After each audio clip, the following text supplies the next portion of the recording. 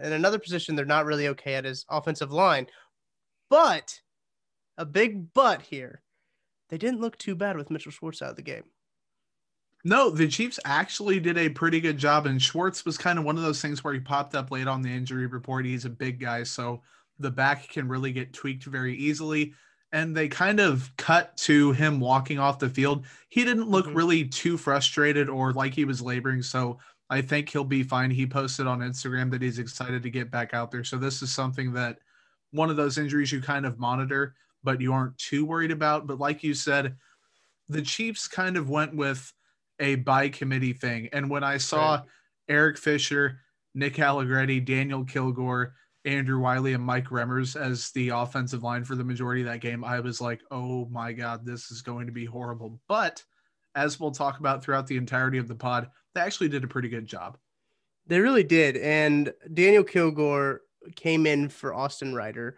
Andy Reid said he'd been dealing with a knee or an ankle. I can't remember what it was. I knew it was lower body, and they said they thought this was the time to give him a rest, get back healthy. Daniel Kilgore played well at the center position. It kind of makes you think, well, wait a second. Was this bad? Was this offensive line bad before because of Austin Ryder? Because Daniel Kilgore came in and played well. They did have that mishandled snap early in the game, but it was rainy. Conditions were not pristine for a lots of points. It looked like a cold, wet day. It just looked gross. It just looked absolutely nasty. But these offensive linemen, you mentioned Fisher, Remmers started at the left guard position, and then once Schwartz got hurt, they bumped him out. So he played two offensive line positions in this game. They brought in Nick Allegretti, and then Kilgore was at center, who Josh and I speculated who would probably play the offensive tackle position, because we were talking about on the preview podcast yesterday, if Schwartz does miss a game, if he is inactive, what would they do? And we both said, yeah, Remmers would probably pop out. I think he said he probably expected Kilgore to get the start. And I said, I would like to see Allegretti there. Allegretti didn't get the start, but he came in and did end up playing that left guard role with Kilgore playing center. And I know both of those guys can play center, which is pretty vital. I think that's kind of why last season with Andrew Wiley getting hurt, we didn't see him active in the postseason, was because Allegretti had that versatility to play guard and center, and Wiley just kind of plays guard. So that's kind of beside the point. I kind of chased a squirrel, but this offensive line kind of bullied this Bills defensive line. Yeah, no, absolutely. The O-line did a really fantastic job at the point of attack. Patrick Mahomes was only sacked once, and I don't remember him really all season. He's been running for his life, it seems like. And a lot of that, we've mentioned him dropping in the pocket, drifting, kind of taking bad routes after getting the ball.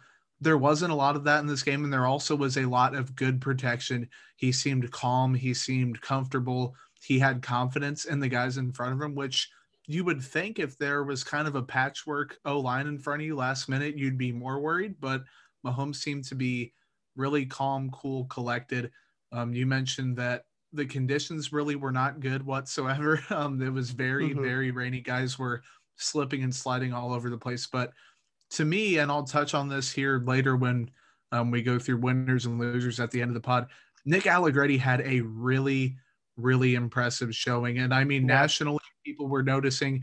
Joe Buck was noticing on the broadcast. Troy Aikman even noticed, even though he had some, I don't want to say he doesn't like the Chiefs. We don't want another Josh Briscoe, Troy Aikman beef on our hands, but or me and Troy Aikman or whatever. But even he had good things to say about Allegretti, which was wonderful. So he really stepped up. And then Kilgore, like you mentioned, he's a guy who people probably thought would be the first man up, but since he was already up, Allegretti got his chance and he kind of ran with it. He had a really impressive game.